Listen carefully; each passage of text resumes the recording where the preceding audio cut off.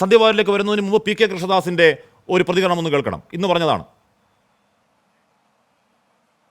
356 വകുപ്പ് ഭരണഘടനയിൽ ഉണ്ട് എന്ന് പിണറായി വിജയൻ മനസ്സിലാക്കുന്നത് നല്ലതാണ്. അല്ല, അങ്ങനെ ഉണ്ട്. ഞങ്ങൾ 356 വകുപ്പ് ഉപയോഗിച്ച് ഏതെങ്കിലും ഗവൺമെൻറ്റിനെ പിരിച്ചുവിടണം എന്നൊന്നും ആവശ്യപ്പെടുന്നില്ല.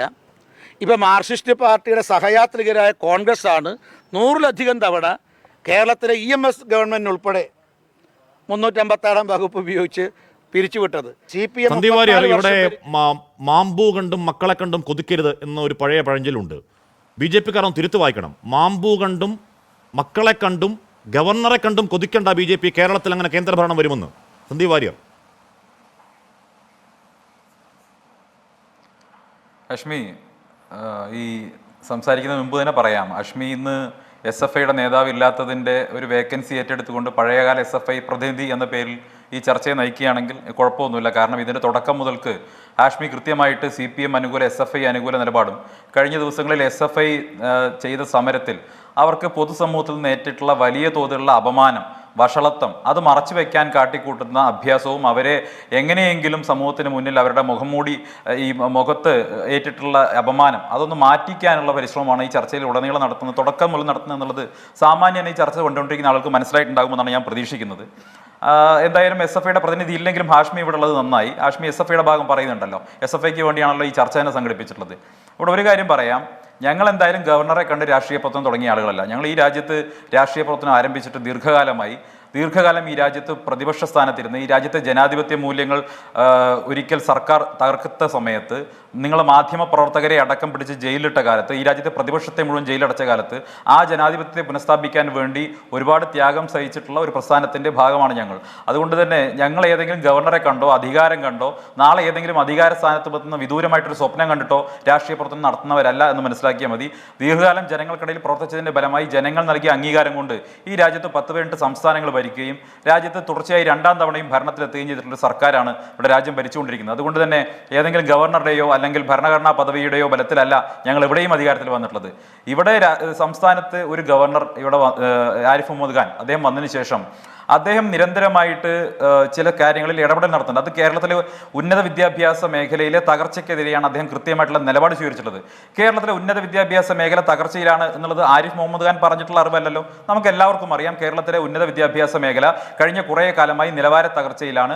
കേരളത്തിലെ ഒരു ഉന്നത വിദ്യാഭ്യാസ സ്ഥാപനവും രാജ്യത്തെ ഏറ്റവും മികച്ച 100 ഉന്നത വിദ്യാഭ്യാസ കേന്ദ്രങ്ങളെ ലിസ്റ്റിൽ പോലും ഇല്ല എന്നുള്ള സത്യം നമ്മളൊക്കെ തിരിച്ചറിയണം. ഒരു കാലത്ത് കേരള യൂണിവേഴ്സിറ്റിയുടെ വൈസ് ചാൻസലറാക്കാൻ വേണ്ടി ആൽബർട്ട് ഐൻസ്റ്റീനെ ക്ഷണിക്കാൻ പോയ ഒരു പാരമ്പര്യം തിരുവിതാംകൂറിനുണ്ടായിരുന്നു. പക്ഷേ അതിനുശേഷം ആൽബർട്ട് ഐൻസ്റ്റീൻ അന്ന് വന്നില്ല എന്നുള്ള ശരിയാണ്, എങ്കിൽ പോലും അതിനുള്ള ധൈര്യം പോലും കാണിച്ചൊരു കാലം നമുക്കുണ്ടായിരുന്നു. അവിടുന്ന് കേരളം എത്ര പുറകോട്ട് പോയി. ഇന്ന് കേരളത്തിൽ നല്ല രീതിയിൽ മാർക്ക് നേടി +2 ജയിക്കുന്ന ഒരു വിദ്യാർത്ഥിയും കേരളത്തിലെ കോളേജുകളിൽ പഠിക്കാൻ ആഗ്രഹിക്കുന്നില്ല. മറിച്ച് അവർ അന്യ സംസ്ഥാനങ്ങളിലേക്കോ വിദേശ രാജ്യങ്ങളിലേക്കോ പഠനത്തിന് വേണ്ടി പോവുകയാണ്.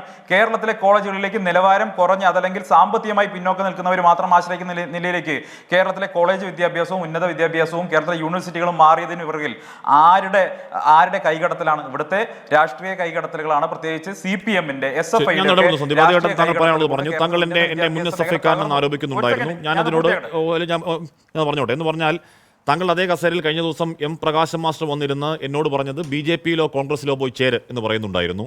അതിലും കുറച്ച് കടുപ്പത്തിൽ എന്താണ് കിറ്റോ ആന്റണിയോ അങ്ങനെ എന്തോ പറഞ്ഞ ഒരു സൈബർ അല്പബുദ്ധിയായ ഒരു സൈബർ ഒരു കക്ഷി എന്നെ ഒരു മതപ്രഭാഷകന്റെ തൊപ്പിയൊക്കെ ധരിപ്പിച്ച് വർഗീയമായി ചിത്രീകരിച്ചു സൈബർ മീഡിയയിൽ. വേറൊരു അല്പബുദ്ധി എന്നോട് SDPയിൽ പോയി ചേരാൻ ഒരു കാലത്ത് ഈ പറയുന്ന സൈബർ അടിമ തന്നെയാണ് ഒരിക്കൽ പറഞ്ഞിട്ടുണ്ട്. അതുകൊണ്ട് ആ പറയുന്ന സാധനമൊക്കെ ഞാൻ നമ്മളെ വാക്കുകൾ കേൾക്കുന്ന ആ മുറിവിലുണ്ടാകുന്ന രോഷം എന്നതിനപ്പുറം ഞാൻ മുഖവിലേക്ക് എടുക്കുന്നത്. സന്ദീപ്, എൻ്റെ ചോദ്യം SFI ഇവിടെ കൃത്യമായ ഒരു ചോദ്യം ചോദിക്കുന്നു. എന്താണ് ആ ചോദ്യം?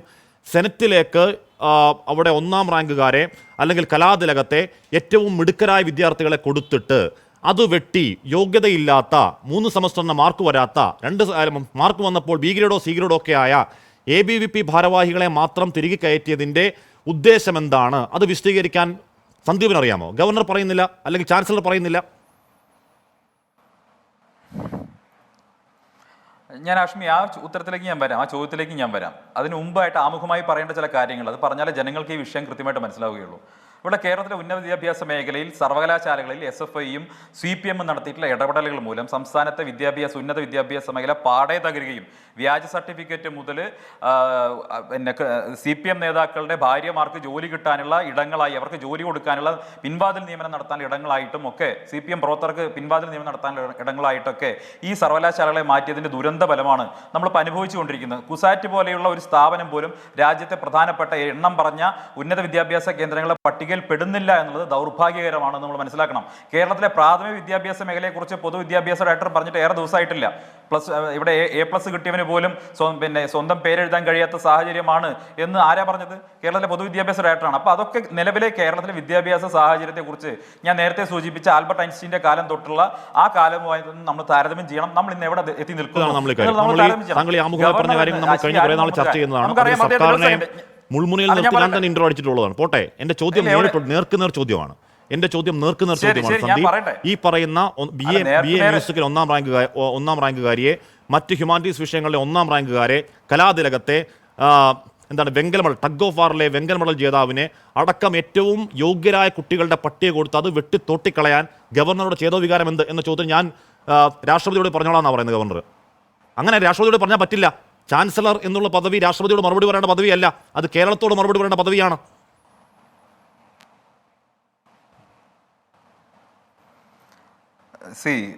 നിലവിൽ ആ വിഷയം സബ്ജുഡിസ് ആയിട്ടുള്ള വിഷയമാണ്, കോടതിയുടെ പരിഗണനയിൽ കിടക്കുകയാണ്. അവിടെ പോയിട്ടുള്ള ആളുകൾക്ക് 4 കുട്ടികളുടെ പേരിൻ്റെ കാര്യത്തിൽ മാത്രം ഗവർണർ പറയുന്നത് സ്റ്റേ ഇല്ല എന്നുള്ളതാണ്. 4 കുട്ടികളുടെ കാര്യത്തിൽ മാത്രമാണ് അവിടെ ഒരു ഓർഡർ ഉള്ളത് എന്നാണ് ഗവർണർ പറയുന്നത്. ഞാൻ ആ സ്റ്റേ ഓർഡർ കണ്ടിട്ടില്ല, അതുകൊണ്ട് അത് സംബന്ധിച്ച അഭിപ്രായം എനിക്ക് ഇല്ല. നേരത്തെ പറഞ്ഞതുപോലെ ബാക്കി ഗവർണർക്ക് അല്ലെങ്കിൽ ചാൻസലർക്ക് വിവേചനാധികാരമുള്ള പേരുകളിൽ സാക്ഷാൽ മോഹൻ ഭഗവതിനെ ഏതെങ്കിലും ഹെഡിൽ നിയമിച്ചാലും അത് അദ്ദേഹത്തിന് വിവേചനാധികാരമാണ്. ബാക്കി പറയുന്ന ഈ 18-ൽ 14 പേരെയും ഗവർണർ നിയമിച്ചത് ഈ പറയുന്ന RSS അനുകൂലികളെയും സംഘപരിവാർ വക്താക്കളെയും ഒരു തർക്കമാക്കാര്യത്തിലില്ല. കുട്ടികളുടെ കാര്യത്തിൽ പ്രശ്നം എന്താണ്? അതിൽ ചട്ടം പറയുന്നു എന്താണ് 4 students nominated by the chancellor, 1 having attending എന്താണ് outstanding academic ability in humanities, 1 having outstanding ability in science, 1 having outstanding ability in sports and 1 having outstanding ability in fine arts എന്ന് പറയുന്നു. അതുപ്രകാരം സർവകലാശാല ലിസ്റ്റ് കൊടുക്കുന്നു. ആരുടെയൊക്കെയാണ്? Arunima Ashok first rank BA music, Swathilakshmi HA first rank BSW, Bhagya Santhosh first rank BA Sanskrit special, Pallavi Krishna first rank BPA Veena, S Abhirami first rank BSc computer science, Kavya TS first rank BSc mathematics, അവൻസൻ PS bronze medal tug of war mixed MSN college Kayamkulam, Nandakishore കലാപ്രതിഭ Mar Ivanios college Nalanchira Thiruvananthapuram. ഈ പേരുകളുടെ തട്ടത്ത് വെച്ച് 4 ABVP ഭാരവാഹികളെ നിയമിക്കാൻ എന്താണ് കാരണമെന്ന് ചോദിച്ചാൽ അതിന് സബ്ജുഡീസിലേക്ക് പോവല്ലേ? മറുപടി ഇല്ലെന്ന് പറയൂ അങ്ങനെയാണെങ്കിൽ സന്ദീപ്. അല്ല, ഞാൻ ചോദിക്കട്ടെ, ഇവിടെ കേരളത്തിലെ യൂണിവേഴ്സിറ്റികളിൽ സെനറ്റിലേക്ക് നിയമനം നടത്തുന്ന സമയത്ത്, സെനറ്റിലേക്ക് നോമിനേറ്റ് ചെയ്യുന്ന സമയത്ത് ഞാൻ ചോദിക്കട്ടെ, നമ്മുടെ മന്ത്രിയായിരുന്ന സജി ചെറിയാൻ ഏത് സ്പോർട്സ് ഇനത്തിന്റെ പേരിലാണ് 2010 സെനറ്റിൽ വന്നത്? കൊല്ലത്തെ MP ആയിരുന്ന P രാജേന്ദ്രൻ ഏത് പിന്നെ ഇൻഡസ്ട്രിയുടെ ഭാഗമായിട്ടാണ്? അസ്മി നിക്ക്, ഇവിടെ 2010 അല്ല, ഞാൻ പറഞ്ഞോട്ടെ 2010 P രാജേന്ദ്രൻ ഇൻഡസ്ട്രിയലിസ്റ്റ് ആയിരുന്നില്ല. അദ്ദേഹം ഇൻഡസ്ട്രിയലിസ്റ്റ് എന്ന പേരിൽ ലിസ്റ്റിൽ വരുന്നു, സെനറ്റിലേക്ക് വരുന്നു. സജി ചെറിയാൻ സ്പോർട്സ് താരം എന്ന പേരിൽ വരുന്നു. സജി ചെറിയാൻ അറിയുന്ന സ്പോർട്സ് എന്താണ്? താളച്ചാട്ടാണോ? അതുപോലെ തന്നെ P പ്രസാദ്, ഇപ്പോഴത്തെ മന്ത്രി പ്രസാദ് വരുന്നുണ്ട്. ഈ മൂന്ന് പേരെയും നോമിനേറ്റ് ചെയ്ത ശേഷം 2 വർഷത്തിന് ശേഷം ഇവർക്ക് യോഗ്യതയില്ലെന്ന് കണ്ട് ചാൻസലർ തന്നെ അവരെ താങ്കൾ ആരോപിക്കുന്ന ഒരു ഗോലി പോലും കളിച്ചിട്ടില്ലാത്ത സജി ചെറിയാൻ സ്പോർട്സ് കോട്ടയിൽ അങ്ങോട്ടേക്ക് വന്നെങ്കിൽ അത് രാഷ്ട്രീയമാണെങ്കിൽ, ABVP ഭാരവാഹികൾ യോഗ്യതയില്ലാതെ അതിൽ കടന്നുകൂടുന്നതെങ്കിൽ അത് ചാൻസലറുടെ രാഷ്ട്രീയമാണ്. അത് തന്നെയാണ് പറയുന്നത്. രാഷ്ട്രീയ മുക്തമാക്കുമെന്ന് നാഴികയ്ക്ക് 400 വട്ടം എന്താണ് എപ്പോഴും പ്രതികരണം നടത്തുന്ന ഗവർണർ അദ്ദേഹത്തിന് തക്കം കിട്ടിയപ്പോൾ രാഷ്ട്രീയവൽക്കരിക്കുകയല്ലേ സന്ദീപ് വാര്യർ? ചുവപ്പുവൽക്കരണം എന്ന് പറയുന്ന അപ്പോൾ വ്യാജമല്ലേ, ഇരട്ടത്താപ്പല്ലേ, കള്ളമല്ലേ? അദ്ദേഹത്തിന് ആത്മാർത്ഥയുടെ തരിമ്പുണ്ടോ അങ്ങനെയെങ്കിൽ? അല്ല ഹാഷ്മി, ഞാൻ ചോദിക്കട്ടെ, ഈ സർവകലാശാലകളിൽ നോമിനേറ്റ് ചെയ്യുന്ന സമയത്ത്, സെനറ്റിലേക്ക് നോമിനേറ്റ് ചെയ്യുന്ന സമയത്ത് അവിടെ റാങ്ക് അടിസ്ഥാനത്തിലോ മാർക്കിന്റെ അടിസ്ഥാനത്തിലോ ആയിരിക്കണം നോമിനേഷൻ എന്നായിരുന്നുവെങ്കിൽ ബ്രോൺസ് മെഡലിസ്റ്റിനെ അല്ലല്ലോ ഗോൾഡ് മെഡലിസ്റ്റിനെ നോമിനേറ്റ് ചെയ്യണമായിരുന്നല്ലോ.